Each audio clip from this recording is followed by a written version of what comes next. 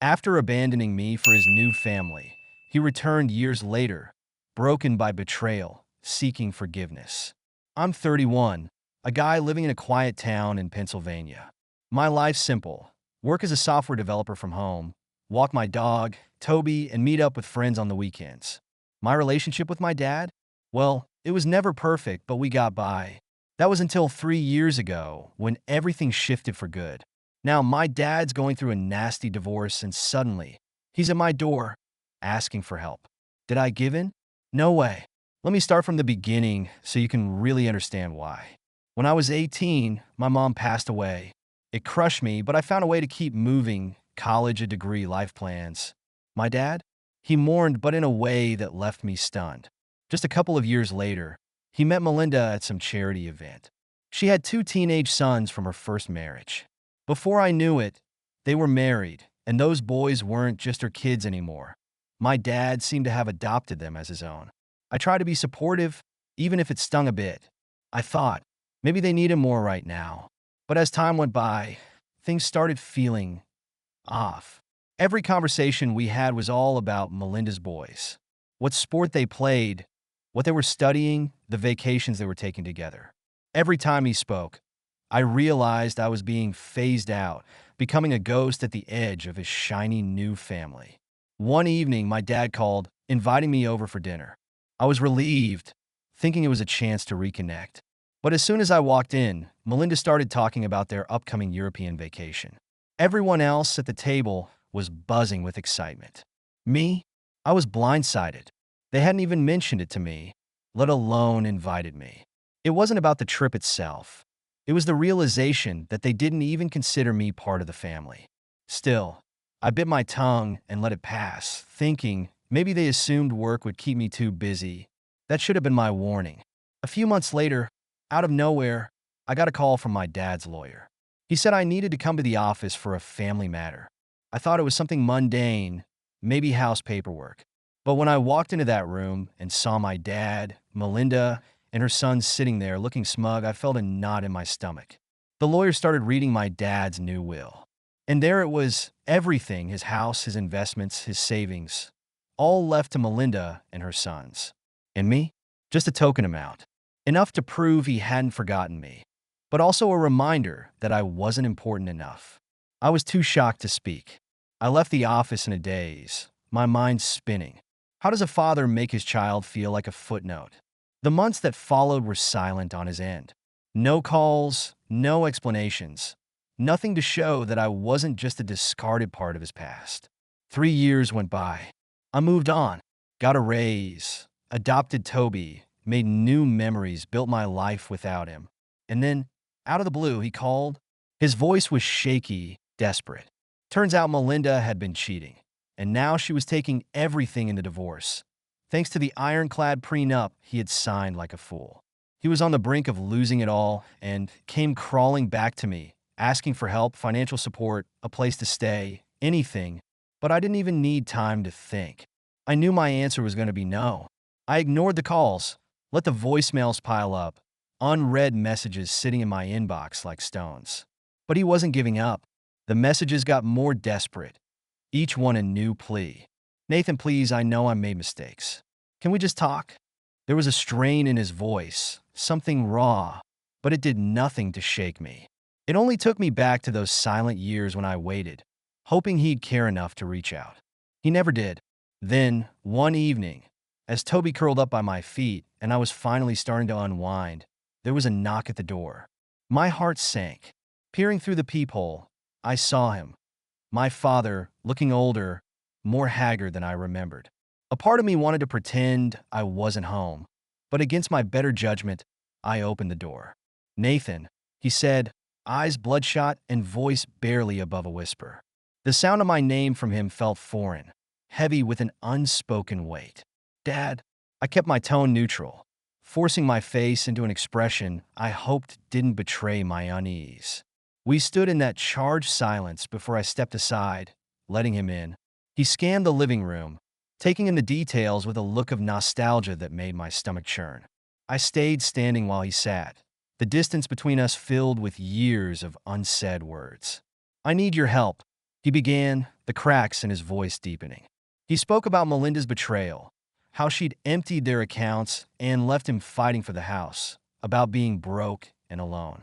I watched as his eyes shimmered, not with apology, but sheer desperation. No, the word escaped before I could second-guess it. It landed in the room like a stone, final and unforgiving. His eyes widened, disbelief flashing before it was replaced by something darker. "What do you mean, no?" he asked, the tremor in his voice shifting from vulnerability to anger. "You heard me," I said, crossing my arms. "I'm not helping you. Not after everything you did." His face tightened, fists clenching on his knees. "I raised you, gave you everything, and now you're turning your back on me?" His tone was sharp, each word a dart. "No, Dad. You chose them over me. You made your decision a long time ago." I stood my ground, heart pounding so hard I felt it in my ears. He stood up suddenly, a bitter laugh escaping him. "Your mother would be ashamed of you," he spat. That stung. Using her memory, wielding it like a knife, I clenched my jaw, feeling the rage simmer under my skin. "You don't get to use her," I said, voice low but firm. For a moment, he looked deflated, as if the fight had left him. But then his shoulders slumped further, and he tried again, voice softer. "Nathan, I have nowhere else to go. Just a few weeks, please." I took a deep breath. "You need to leave?" I managed, barely holding my voice steady. The silence between us thickened until, finally, he turned and walked out, his shadow slipping out into the night. Sleep was impossible that night. Memories came rushing back. My mom's laughter, her gentle touch, the summer spent by the lake. I knew she'd have wanted me to forgive him, but I couldn't.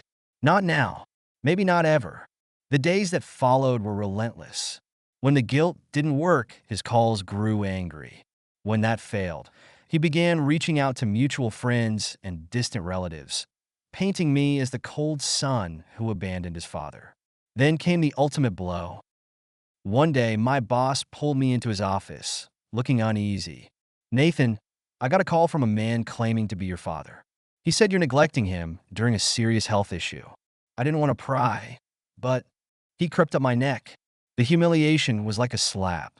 "I'm so sorry you had to deal with that. It's complicated. I'll make sure it doesn't happen again," I said, my voice measured despite the storm raging inside me. My boss nodded, sympathy in his eyes, but it was the final straw. That evening I called a lawyer. I needed to protect myself from any more of his manipulative schemes. After speaking to the lawyer, I felt a small sense of relief, like I was finally drawing a line that couldn't be crossed. I explained everything, how my father had been contacting me, showing up unannounced, even trying to involve my work. The lawyer listened carefully, nodding as I spoke, and then laid out my options. "We can send a cease and desist letter. It's not aggressive, but it'll make it clear that further harassment could result in legal action," he said. The word harassment struck me. Was that what this had come to? I nodded, feeling a mix of shame and determination. I signed the papers, left the office, and for the first time in weeks, I felt a measure of control over my life. For a while, the quiet was almost eerie. The phone stopped buzzing with his calls. My inbox wasn't flooded with guilt-laden emails, and there were no more surprise visits. I began to breathe easier, thinking maybe he'd finally understood that I meant it when I said I wouldn't help him. But then, out of nowhere, a package arrived at my doorstep. I picked it up, noticing my father's unmistakable, shaky handwriting. My pulse quickened as I brought it inside and opened it.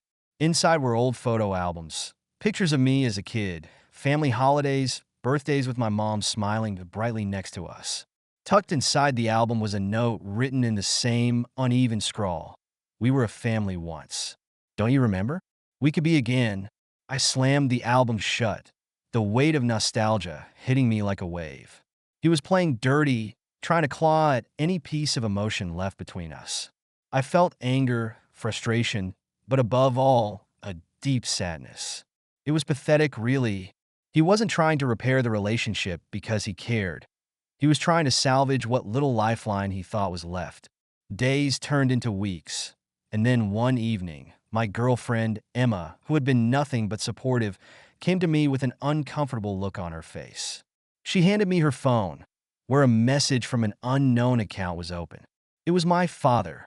He'd found her on social media and was pleading his case again, this time using guilt and lies, painting me as cold and heartless. "Did you see this?" she asked softly, concern and frustration mingling in her eyes. I felt a mix of rage and embarrassment. He'd crossed yet another line. "Yeah, I'll handle it," I said, trying to sound calmer than I felt. That night, as we sat in the kitchen, Emma reached out and took my hand. "Nathan, you've done everything you can. You don't owe him anything. Don't let him drag you down," she said. Her words were a lifeline, grounding me. I knew she was right, but it didn't make any of this easier. I decided to take the final step and sent the cease and desist letter through my lawyer. It was official now, written proof that if my father or anyone acting on his behalf tried to contact me, there would be legal consequences. It felt harsh but necessary. I had to protect my peace, my life, the future I was building with Emma. For a while, the silence was comforting. No calls, no packages, no more underhanded attempts to get me to give in. I almost believed it was over, that he'd finally given up. But life had one more twist in store for me. A couple of months after the cease and desist, my phone rang with an unfamiliar number. I almost ignored it but picked up on impulse. "Mr. Nathan," said a voice I didn't recognize. It was my father's lawyer. My chest tightened. "What is it?" I asked, bracing myself. "It's about your father," the lawyer continued, voice heavy with something I couldn't quite place. "He's in the hospital. A severe heart condition has worsened, and he doesn't have much time. He's asked to see you." For a moment, the room spun. I should have felt something: guilt, regret, anger, but all I felt was emptiness. "Tell him I wish him peace, but I won't be coming," I said, hanging up before I could second-guess myself. The following weeks passed in a blur. I half expected another round of pleas, but there was only silence. Then one morning the call came. My father was gone. Just like that, it was over. I thought I'd feel relief, maybe even some sort of closure. But there was nothing, just a hollow space where our relationship had been. People said I'd regret not forgiving him, that one day I'd wake up and wish I'd done things differently. Maybe they're right. But right now, all I felt was tired, and I was okay with that. After the call about his passing, I sat at the kitchen table, staring at the cold cup of coffee I'd abandoned that morning. The realization settled slowly, like a stone sinking to the bottom of a lake. My father was gone. Just like that, a chapter of my life, jagged and painful, had come to an abrupt end. I should have felt something: grief, relief, anger, anything. But there was just a numb silence inside me, an echo of the years we lost. Emma came home from work to find me still in the same spot. She took one look at my face and knew. Without a word, she wrapped her arms around me, resting her head on my shoulder. For a moment, I let myself lean into her, feeling the warmth of her presence. It was a stark contrast to the cold, hollow feeling in my chest. The funeral came and went. I didn't go. I couldn't bring myself to stand there and listen to people pretend they knew him, talk about the man he once was, or the man they thought he had been. My aunt called, leaving voicemails filled with disappointment and guilt, saying that whatever had happened, he was still my father. I deleted them without listening to the end. A few days later, a package arrived at my doorstep, sent by his lawyer. Inside, there were a few items: a worn-out fishing hat, an old photo of my mom, him, and me on the lake, and a letter. I almost threw it away without reading, but curiosity won out. The letter was short, written in the same shaky handwriting that had scrawled those manipulative notes months before. "Nathan, if you're reading this, I suppose it means I'm not around anymore. I know I failed you. I know I chose wrong, and that realization haunts me. The house was never as quiet as it was after you stopped calling. I was proud of you always, even if I was too stubborn to show it. I hope one day you find it in yourself to forgive me, if not for my sake, then for yours. I don't deserve peace, but you do. I'm sorry." My hand trembled as I finished the letter. It wasn't the grand apology I'd longed for when I was younger, nor the heartfelt confession that could mend the cracks in my heart.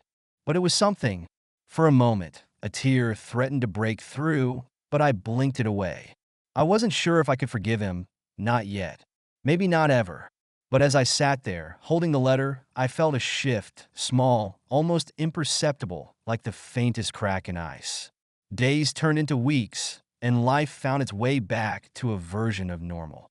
The calls from relatives faded, and the whispers of judgment quieted. I still hadn't been to his grave, but the weight pressing on my chest felt lighter. I realized it wasn't closure I needed, but acceptance. Acceptance that he made his choices and I made mine, and that it was okay to leave it at that. One evening, Emma and I walked Toby down the street, the sunset casting a warm glow over the town. She squeezed my hand gently, and for the first time in a long time, I felt ready to move forward, free from the shadows of what could have been. "Do you think you'll ever go?" she asked quietly, not needing to explain what she meant. "Maybe one day," I said, looking ahead at the horizon. "But not today." Thank you so much for listening to my story. If you have any thoughts, I'd love to hear them, so please leave a comment. Don't forget to like and subscribe if you want more stories like this one.